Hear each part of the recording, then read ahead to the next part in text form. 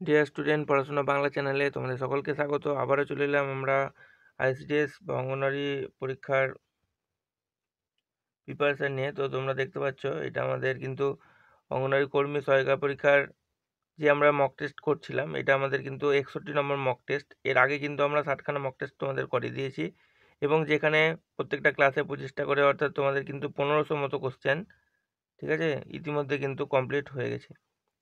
তোমরা চাইলে এই ভিডিও ডেসক্রিপশন বক্সে লিঙ্ক দেওয়া আছে, সেখান থেকে বা চ্যানেলের প্লেলিস্ট থেকে তোমরা ওই কোশ্চেনগুলো প্র্যাকটিসের জন্য পড়ে নিতে পারো। প্রচুর কোশ্চেন কিন্তু তোমরা এখান থেকে প্র্যাকটিস হয়ে যাবে তোমাদের, সেগুলো তোমরা পড়তে পারো। তো তোমরা আমাদের চ্যানেলের প্লেলিস্টে চলে যাবে, পড়াশোনা বাংলা, এখানে চলে যাবে প্রথমে। পড়াশোনা বাংলা দেখো ডান দিকে প্লেলিস্ট বলে লেখা আছে, এখানে যদি তোমরা ক্লিক করে থাকো, ঠিক আছে, প্লেলিস্টে, তাহলে দেখো একটু স্ক্রল করে নিচের দিকে যদি চলে এসো, তাহলে তোমরা এখানে দেখতে পাবে একটা প্লেলিস্ট করা আছে যে সাধারণ জ্ঞান প্লেলিস্ট। এই দেখো সাধারণ জ্ঞান প্লেলিস্ট। এখানে তোমরা যদি ক্লিক করো, তাহলে কিন্তু তোমরা দেখতে পাবে আমাদের যে 60খানা মক টেস্ট। দেখো এখানে প্রচুর কিন্তু ক্লাস করানো রয়েছে, এখানে দেখতে পাচ্ছ 106টা মতো ভিডিও রয়েছে, যেখানে তোমাদের 60খানা মক টেস্টের আকারে করানো রয়েছে।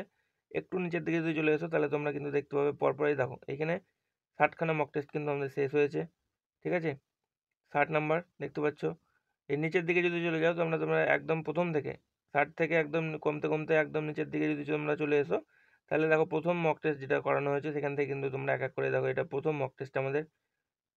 প্রথম মক টেস্ট এটা কিন্তু অনেকদিন আগে করানো হয়েছে, এখানে তোমরা ক্লিক করে কিন্তু এই মক টেস্টগুলো দেখতে পারো। প্রচুর কোশ্চেন তোমাদের এখান থেকে কিন্তু তাহলে প্র্যাকটিস হয়ে যাবে। তোমাদের জন্য দেখো বলে রাখি, তোমাদের জন্য তিনটে স্টাডি মেটেরিয়ালস আমাদের চ্যানেলে ইতিমধ্যে অ্যাভেলেবেল রয়েছে। প্রথমটা হচ্ছে জনস্বাস্থ্য, পুষ্টি এবং নারীর অবস্থান, এই টপিকটার উপর। এটা ভেরি ভেরি ইম্পর্টেন্ট টপিক একটা, যেটার জন্য তোমাদের এই বইটা অ্যাভেলেবেল রয়েছে, তোমরা চাইলে পারচেস করতে পারো।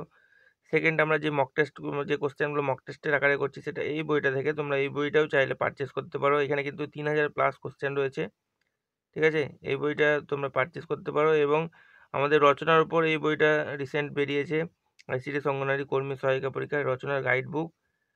খুব কম দাম রাখা হয়েছে, এবং যারা এই বইগুলো কিনতে চাইছো বা পারচেস করতে চাইছো, তারা স্ক্রিনে দেওয়া এই হোয়াটসঅ্যাপ নাম্বারটায় কিন্তু তোমরা যোগাযোগ করতে পারো। কেউ কল করবে না, তোমরা মেসেজ করে রাখবে, ডিটেলস প্রসেসিং কীভাবে কিনতে হবে সমস্ত আমি তোমাদের এখানে বলে দেবো। তো চলো আমরা সময় নষ্ট না করে একদম ক্লাসে চলে যাব, এবং এক এক করে যে কোশ্চেনগুলো রয়েছে আজকে ক্লাসে, এক এক করে সেগুলো দেখে নিচ্ছি। তো প্রথম কোশ্চেনে আমরা চলে আসছি। দেখো প্রথম কোশ্চেন আমাদের আজকের ক্লাসের কী রয়েছে, 1 নম্বর কোশ্চেন বলছে যে নিচের কোন রোগে ইনহেলার ব্যবহার করা হয়? ক্যান্সার, অ্যাজমা, ব্রঙ্কাইটিস নাকি এইডস? কোন রোগে ইনহেলার ব্যবহার করা হয়? অ্যান্সার করো প্রত্যেকে। সঠিক উত্তর কী হয়ে যাবে? সঠিক উত্তর হয়ে যাবে অ্যাজমা। অপশান বি হয়ে যাবে আমাদের সঠিক উত্তর। চলো নেক্সট দেখো, পরবর্তী প্রশ্ন দেখে নেবো আমরা কী রয়েছে। নেক্সট কোশ্চেন আমাদের আজকের 2 নম্বর কোশ্চেন কী রয়েছে? প্রতি 1 ডিগ্রি দ্রাঘিমার পার্থক্যে সময়ের পার্থক্য কত হয়? প্রতি 1 ডিগ্রি দ্রাঘিমার পার্থক্যে সময়ের পার্থক্য কত হয়? 1 মিনিট, 1 সেকেন্ড, 4 মিনিট নাকি 4 সেকেন্ড? অ্যান্সার করো কী হবে? তো সঠিক উত্তর হয়ে যাবে প্রতি 1 ডিগ্রি দ্রাঘিমার পার্থক্যে সময়ের পার্থক্য হয় 4 মিনিট। অপশান সি হয়ে যাবে আমাদের সঠিক উত্তর। চলো নেক্সট দেখো, পরবর্তী প্রশ্নে চলে যাবো আমরা। পরবর্তী প্রশ্ন কি রয়েছে? 3 নম্বর কোশ্চেন, ঠেসমূল এবং শ্বাসমূল কোন গাছে দেখতে পাওয়া যায়?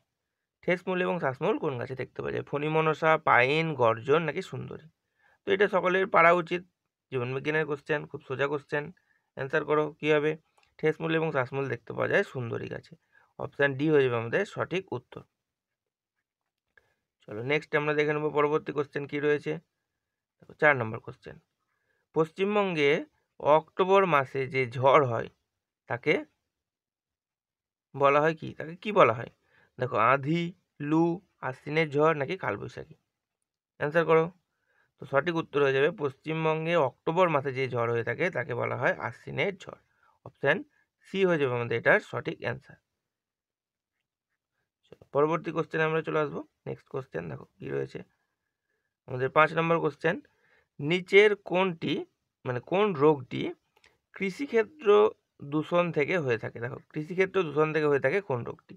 প্লেগ রোগ, হৃদঘটিত রোগ, ফুসফুসের রোগ নাকি হাড়ের রোগ? বলো, অ্যান্সার করো। তো সঠিক উত্তর হয়ে যাবে প্লেগ রোগ, যেটা সেটা কিন্তু কৃষিক্ষেত্র দূষণ থেকে হয়ে থাকে। অপশান এ হয়ে যাবে আমাদের এটার সঠিক অ্যান্সার।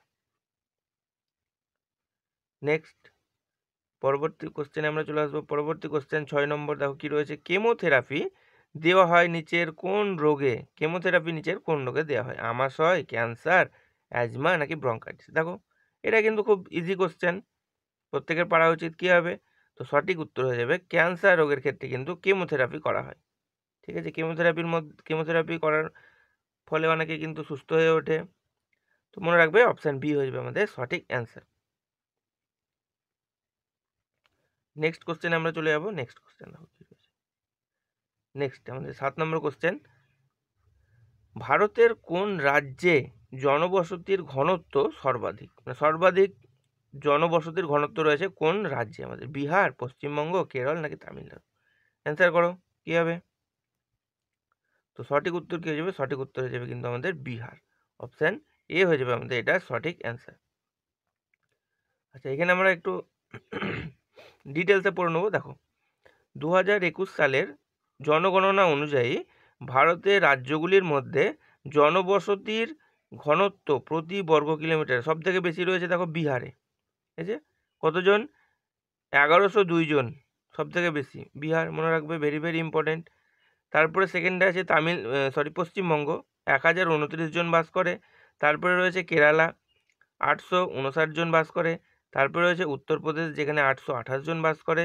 এবং তারপরে রয়েছে তামিলনাড়ু, যেখানে 555 জন বাস করে। আচ্ছা, তারপরে আমরা এরপর নেক্সট চলে আসছি রাজ্যগুলির মধ্যে। দেখো অরুণাচল প্রদেশের জনবসতির ঘনত্ব হচ্ছে সব থেকে কম, এটাও মনে রাখবে। ঠিক আছে, আমরা তাহলে বেশি বললাম। তোমার রাজ্যগুলির মধ্যে জনবসতির ঘনত্ব সব থেকে বেশি কোথায়? বিহারে। এবং এর সাথে মনে রাখবে রাজ্যগুলির মধ্যে অরুণাচল প্রদেশের জনবসতির ঘনত্ব হচ্ছে সব থেকে কম, এটাও কিন্তু পরীক্ষার জন্য ভেরি ভেরি ইম্পর্টেন্ট। এর সাথে কি মনে রাখবে? কেন্দ্রশাসিত অঞ্চল যদি আমরা পড়ে থাকি, তাহলে সেখানে মনে রাখবে দিল্লি হচ্ছে জনবসতির ঘনত্ব সব থেকে বেশি দিল্লিতে, 11,297 জন প্রতি বর্গ কিলোমিটারে বাস করে। এবং আন্দামান ও নিকোবর দ্বীপপুঞ্জে হচ্ছে সব থেকে কম লোক বাস করে, কত? মাত্র 46 জন প্রতি বর্গ কিলোমিটার এখানে বাস করে। ঠিক আছে, তাহলে যদি রাজ্য অ্যান্সার আসে তাহলে সব থেকে বেশি হচ্ছে বিহার, সব থেকে কম হচ্ছে অরুণাচল প্রদেশ, এবং কেন্দ্রশাসিত অঞ্চল যদি বলে থাকে তাহলে দিল্লি হবে সব থেকে বেশি, এবং তোমার আন্দামান ও নিকোবর দ্বীপপুঞ্জে হবে সব থেকে কম লোক বাস করে। ঠিক আছে, এখানে মাত্র কিন্তু 46 জন করে লোক এখানে বাস করে, তাহলে এটা কিন্তু মনে রাখবে। ঠিক আছে, চলো পরবর্তী আমরা কোশ্চেনে চলে আসবো। নেক্সট কোশ্চেন দেখো কি রয়েছে। নেক্সট আমাদের 8 নম্বর কোশ্চেন, নিম্নের কোন রাজ্যের জনসংখ্যার সর্বাধিক? কোন রাজ্যের জনসংখ্যা হচ্ছে সর্বাধিক? উত্তরপ্রদেশ, দিল্লি, পশ্চিমবঙ্গ নাকি বিহারের? কোথাকার কোন রাজ্যের জনসংখ্যার সর্বাধিক? তো সঠিক উত্তর হয়ে যাবে আমাদের উত্তরপ্রদেশ। অপশান এ হয়ে যাবে আমাদের এটা সঠিক অ্যান্সার। ঠিক আছে, চলো এখানে আমরা একটা এক্সট্রা ডিটেলস একটু পড়ে নেবো। দেখো 2021 সালের জনগণনা অনুযায়ী মোট জনসংখ্যার বিচারে ভারতের প্রথম চারটি রাজ্য কি কি? উত্তরপ্রদেশ দেখো প্রথম রয়েছে, সব থেকে বেশি, কত? 19,95,00,000 লোক এখানে বাস করে। সেকেন্ডে রয়েছে মহারাষ্ট্র, এখানে 11,23,00,000 জন বাস করে। তারপরে তৃতীয় পজিশনে রয়েছে বিহার, ঠিক আছে, কত? 10,38,00,000 লোক এখানে বাস করে। এবং চতুর্থ স্থানে রয়েছে পশ্চিমবঙ্গ, যেখানে 9,13,00,000 লোক বাস করে, মনে রাখবে। ঠিক আছে, এর সাথে মনে রাখবে সিকিম রাজ্যে জনসংখ্যার ঘনত্ব হচ্ছে সব থেকে কম, বেশির সাথে কমটাও মনে রাখবে, অনেক সময় কোশ্চেনে চলে আসে। কোথায়? কোন রাজ্য? না তো সিকিম রাজ্য, কত? প্রায় 6,10,577 জন এখানে বাস করে। আর কেন্দ্রশাসিত অঞ্চল যদি আমরা পড়ে নিই তাহলে দেখো সর্বাধিক জনসংখ্যা হচ্ছে দিল্লি, 1,38,50,507 জন এখানে বাস করে। এবং সব থেকে কম জনসংখ্যা হচ্ছে লক্ষদ্বীপ, এখানে 60,650 জন মাত্র এখানে বাস করে। ঠিক আছে, তাহলে সব থেকে জনসংখ্যার বিচারে সব থেকে বেশি হচ্ছে উত্তরপ্রদেশ, মনে রাখবে। সব থেকে কম হচ্ছে সিকিম রাজ্য। এবং কেন্দ্রশাসিত অঞ্চল যদি বলে থাকে তাহলে সর্বাধিক জনসংখ্যা হচ্ছে তোমার দিল্লি, এবং সব থেকে কম জনসংখ্যা হচ্ছে লক্ষদ্বীপ। সবগুলো একটু ডিটেলসে মনে রাখবে, তাহলে তোমার এখান থেকে যেমন টাইপের কোশ্চেন আসুক ভুল হবে না। নেক্সট আমরা পরবর্তী কোশ্চেনে চলে আসবো। নেক্সট কোশ্চেন দেখো, চীনে ঘূর্ণবাত কি নামে পরিচিত? সাইক্লোন, হ্যারিকেন, টর্নেডো নাকি টাইফুন? অ্যান্সার করো কি হবে? চীনে ঘূর্ণবাদ কি নামে পরিচিত? তো সঠিক অ্যান্সার হয়ে যাবে আমাদের অপশান ডি, চীনে ঘূর্ণবাদ টাইফুন নামে পরিচিত। অপশান ডি হয়ে যাবে সঠিক অ্যান্সার। নেক্সট আমরা পরবর্তী কোশ্চেনে চলে আসবো। 10 নম্বর কোশ্চেন দেখো কি রয়েছে। ভারতের প্রমাণ সময় ইন্ডিয়ান স্ট্যান্ডার্ড টাইম বা আইএসটি নির্ণয়ের জন্য কোন দ্রাঘিমা নির্ধারিত হয়েছে? কত ডিগ্রি দ্রাঘিমাকে নির্ধারণ করা হয়েছে? 88 ডিগ্রি 30 মিনিট পূর্ব, 88 ডিগ্রি 15 মিনিট পূর্ব, 88 ডিগ্রি 30 মিনিট পশ্চিম, নাকি 82 ডিগ্রি 30 মিনিট পূর্ব? অ্যান্সার কী হবে? তো সঠিক উত্তর হয়ে যাবে আমাদের 82 ডিগ্রি 30 মিনিট পূর্ব। এটাকে বলা হয়ে থাকে ভারতের প্রমাণ সময় বা Indian standard time. Option D হয়ে যাবে আমাদের সঠিক অ্যান্সার। নেক্সট আমরা পরবর্তী কোশ্চেনে চলে আসবো। পরবর্তী আমাদের 11 নম্বর কোশ্চেন। নিচের কোনটি একটি সংকর ধাতু? ম্যাঙ্গানিজ, লোহা, ইস্পাত নাকি অ্যালুমিনিয়াম? কোনটা সংকর ধাতু? অ্যান্সার করো। তো সঠিক উত্তর হয়ে যাবে ইস্পাত হচ্ছে আমাদের একটা এগুলোর মধ্যে সংকর ধাতু। অপশান সি হয়ে যাবে আমাদের এটা সঠিক অ্যান্সার। এখানে দেখো আমি বলে দিই একবার, ইস্পাত কোন কোন ধাতুর মিশ্রণে তৈরি? লোহা, ক্রোমিয়াম এবং নিকেল, এই তিনটে ধাতুর সংকর হচ্ছে ইস্পাত। ঠিক আছে, কী কী মিশে তৈরি হয়? লোহা, ক্রোমিয়াম এবং নিকেল, মনে রাখবে এটাও। চলো নেক্সট 12 নম্বর দেখো। পঞ্চনদীর দেশ কাকে বলা হয়? কাকে বলে পঞ্চনদীর দেশ? কেরল, পাঞ্জাব, তামিলনাড়ু নাকি মধ্যপ্রদেশ? সঠিক উত্তর কি হয়ে যাবে? সঠিক উত্তর হয়ে যাবে পাঞ্জাব হচ্ছে পঞ্চনদীর দেশ। অপশান বি হয়ে যাবে আমাদের এটা সঠিক অ্যান্সার। নেক্সট একদম ভেরি ভেরি ইম্পর্টেন্ট কোশ্চেন এবং খুব ইজি কোশ্চেন, প্রত্যেকের পড়া উচিত। পৃথিবীর ছাদ কাকে বলা হয়? মনে হয় অপশান আমার লাগবে না, অপশান মনে হয় আমার দেওয়ার দরকার নাই, প্রত্যেকে পারবে। পৃথিবীর ছাদ কাকে বলা হয়? সুইজারল্যান্ড, পামির মালভূমি, উত্তর মেরু নাকি এভারেস্ট? অ্যান্সার করো কী হবে? পৃথিবীর চাঁদ পামির মালভূমিকে বলা হয়, বারবার আমরা পড়ে আসছি ভূগোলে। তো সঠিক উত্তর হয়ে যাবে আমাদের অপশান বি হয়ে যাবে আমাদের এটা সঠিক অ্যান্সার। নেক্সট প্রশ্ন দেখো কি রয়েছে 14 নম্বর। পৃথিবীর কোন দেশে মধ্যরাতে সূর্যলোক দেখা যায়? দেখো বলো, জাপান, নরওয়ে, মিশর নাকি থাইল্যান্ড? এটাও প্রত্যেকের পারা উচিত। কোন দেশে মধ্যরাতে সূর্যকে দেখা যায়? তো সঠিক উত্তর হয়ে যাবে নরওয়ের যে হ্যামারফেস্ট বন্দর রয়েছে সেখানে কিন্তু গভীর রাতে সূর্যকে দেখা যায়। তো নরওয়ে হয়ে যাবে আমাদের সঠিক অ্যান্সার। ঠিক আছে, চলো এখানে দেখো আমরা একটু বলে দিই তোমাদের। নরওয়েকে কি বলা হয়? দেখো, নিশীথ সূর্যের দেশ বলা হয়ে থাকে। ঠিক আছে, নরওয়েতে মধ্যরাতে সূর্য দেখা যায়। আসলে সূর্য এখানে 76 দিন অস্ত যায় না, সারাক্ষণ সূর্য দেখা যায় এই আকাশে, আকাশে। এই নরওয়ে উত্তর ইউরোপে আর্কটিক সার্কেলে অবস্থিত। ঠিক আছে, এটা মনে রাখবে। চলো পরবর্তী কোশ্চেনে আমরা চলে আসবো। নেক্সট কোশ্চেন দেখো কি রয়েছে। সোনালী চতুর্ভুজ, সোনালী চতুর্ভুজ এই প্রকল্পটি কোন ধরনের পরিবহন ব্যবস্থার সঙ্গে যুক্ত? বিমানপথ, সড়কপথ, জলপথ নাকি রেলপথ? অ্যান্সার করো কি হবে? সোনালী চতুর্ভুজ এটা হচ্ছে সড়কপথের সঙ্গে যুক্ত। অপশান বি হয়ে যাবে আমাদের এটা সঠিক অ্যান্সার। চলো নেক্সট, তার আগে দেখো আমরা একটু বলে দিই এখানে। তৎকালীন প্রধানমন্ত্রী অটল বিহারী বাজপেয়ী 1999 সালে সোনালী চতুর্ভুজ সড়ক প্রকল্পের ভিত্তি স্থাপন করেছিল। কে করেছিল? অটল বিহারী বাজপেয়ী। কবে? 1999 সালে। ঠিক আছে, তাহলে একদম আমরা খুঁটিয়ে বিষয়গুলো সম্পর্কে একদম ডিটেলসে পড়ে নিলাম। পরবর্তী প্রশ্নে আমরা চলে আসবো। পরবর্তী প্রশ্ন দেখো কী রয়েছে আমাদের 16 নম্বর কোশ্চেন। একই অঞ্চলে বসবাসকারী একই প্রজাতিভুক্ত সকল জীবকে একত্রে কি বলা হয়? একই অঞ্চলে বসবাসকারী একই প্রজাতিভুক্ত সকল জীবকে একত্রে বলা হয় কি? কমিউনিটি, পপুলেশন, ফ্লোরা নাকি ফনা? তো সঠিক উত্তর কী হবে? সঠিক উত্তর হয়ে যাবে, একে বলা হয় পপুলেশন। অপশান বি হয়ে যাবে আমাদের এটার সঠিক অ্যান্সার। পরবর্তী কোশ্চেনে আমরা চলে আসবো। পরবর্তী 17 নম্বর কোশ্চেন। পৃথিবীর একটি স্থান ও তার প্রতিপদ স্থানের মধ্যে সময়ের ব্যবধান কত? পৃথিবীর একটি স্থান ও তার প্রতিপদ স্থানের মধ্যে সময়ের ব্যবধান কত হয়?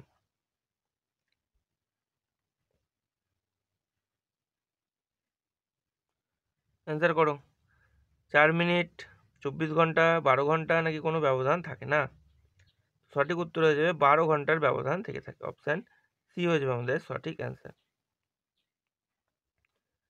নেক্সট পরবর্তী প্রশ্ন দেখো 18 নম্বর কি রয়েছে, নীলগিরি পর্বতের সর্বোচ্চ শিখর কোনটি? নীলগিরি পর্বতের সর্বোচ্চ শিখর পুষ্পগিরি, ডোডাবেট্টা বা দোদাবেতা অনেক জায়গায় তোমরা পাবে, ধবলগিরি নাকি আনাইমুদি? অ্যান্সার করো। তো সঠিক উত্তর হয়ে যাবে ডোডাবেট্টা। অনেক জায়গায় দোদাবেতাও থাকে, ঠিক আছে। অপশান বি হয়ে যাবে সঠিক উত্তর। এখানে আমরা একটু ডিটেলসে একবার পড়ে নেবো। দেখো কোন পর্বতের সর্বোচ্চ শিখর কি? ডোডাবেট্টা যেটা বা দোদাবেতা যেটা থাকে সেটা হচ্ছে নীলগিরি পর্বতের সর্বোচ্চ শিখর। আনাইমুদি এটা হচ্ছে তোমার পশ্চিমঘাট ও আনাইমালাই পর্বতের সর্বোচ্চ শিখর। জিন্দাগাদা এটা হচ্ছে পূর্বঘাট পর্বতের সর্বোচ্চ শিখর। কাঞ্চনজঙ্ঘা এটা হচ্ছে হিমালয় পর্বতের সর্বোচ্চ শিখর। দোদাবেতা দেখো ডোডাবেটাও থাকে বা দোদাবেতা যেটা বলছিলাম তোমাদের একটু আগে, সেটা হচ্ছে নীলগিরি পর্বতের সর্বোচ্চ শিখর, ঠিক আছে। তো অনেক সময় অনেক জায়গায় স্পেলিং এটাও পাবে এবং অনেক জায়গায় স্পেলিং এটাও থাকবে, দুটোই হবে কি সেম, নীলগিরি পর্বতের সর্বোচ্চ শিখর। এরপরে আসছে নেক্সট গুরু শিখর, এটা হচ্ছে আরাবল্লী পর্বতের সর্বোচ্চ শিখর। এবং নকরেক এটা হচ্ছে গারো পাহাড়ের সর্বোচ্চ শিখর, ঠিক আছে। তো পরীক্ষায় আসার মতো ভেরি ভেরি ইম্পর্টেন্ট কোন পাহাড়ের সর্বোচ্চ শিখর কি, আমরা একদম ডিটেলসে এখান থেকে কিন্তু পড়ে নিলাম। নেক্সট চলো পরবর্তী প্রশ্নে আমরা চলে আসবো। 19 নম্বর দেখো, আপেক্ষিক আর্দ্রতা মাপার যন্ত্র কোনটি? আপেক্ষিক আর্দ্রতা মাপার যন্ত্র কোনটি? ব্যারোমিটার, হাইড্রোমিটার, হাইগ্রোমিটার নাকি রেনগেজ? অ্যান্সার করো কি হবে? আপেক্ষিক আর্দ্রতা মাপার যন্ত্রের নাম হচ্ছে হাইগ্রোমিটার। অপশান সি হয়ে যাবে আমাদের এটা সঠিক অ্যান্সার। আচ্ছা এখানে আমরা ডিটেলস একটু পড়ে নেবো। দেখো ব্যারোমিটার যেটা সেটা হচ্ছে কি বায়ুমণ্ডলীয় চাপ মাপার যন্ত্র। হাইড্রোমিটার এটা হচ্ছে আপেক্ষিক ঘনত্ব মাপার যন্ত্র।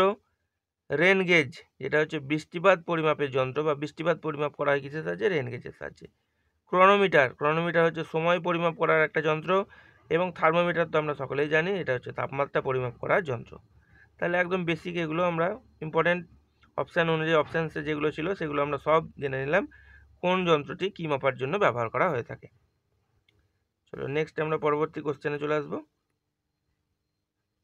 পরবর্তী আমাদের কোশ্চেন কি রয়েছে দেখো 20 নম্বর, কোন দূষণের ফলে হাঁপানি হয়? কোন দূষণের ফলে হাঁপানি হয়ে থাকে? জল দূষণ, বায়ু দূষণ, বন দূষণ নাকি শব্দ দূষণ? তো সঠিক উত্তর কী হবে? সঠিক উত্তর হয়ে যাবে বায়ু দূষণের ফলে আমাদের হাঁপানি রোগ হয়ে থাকে। অপশান বি হয়ে যাবে আমাদের সঠিক উত্তর। নেক্সট কোশ্চেন আমরা চলে আসবো 21 নম্বর, ঝুলন্ত উপত্যকা সাধারণত কোন অঞ্চলে দেখতে পাওয়া যায়? ঝুলন্ত উপত্যকা কোন অঞ্চলে সাধারণত দেখতে পাওয়া যায়? নদীর পার্বত্য প্রবাহে, হিমবাহ অঞ্চলে, মরুদ্যানে নাকি মালভূমি অঞ্চলে? কোথায় মরুদ্যান দেখতে পাওয়া যায়? অ্যান্সার করো।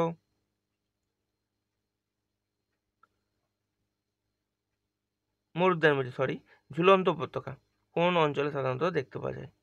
তো সঠিক উত্তর কী হয়ে যাবে? এটা দেখা যায় হিমবাহ অঞ্চলে। অপশান আমাদের বি হয়ে যাবে এটা সঠিক অ্যান্সার। হিমবাহ অঞ্চলে ঝুলন্ত উপত্যকা দেখতে পাওয়া যায়। নেক্সট প্রশ্ন আমাদের 22 নম্বর আজকে ক্লাসের, আবর্তনের সময় পৃথিবী কোন দিক থেকে কোন দিকে ঘোরে? অ্যান্সার করো। পশ্চিম দিক থেকে পূর্ব দিকে, পূর্ব দিক থেকে পশ্চিম দিকে, উত্তর দিক থেকে দক্ষিণ দিকে নাকি দক্ষিণ দিক থেকে উত্তর দিকে?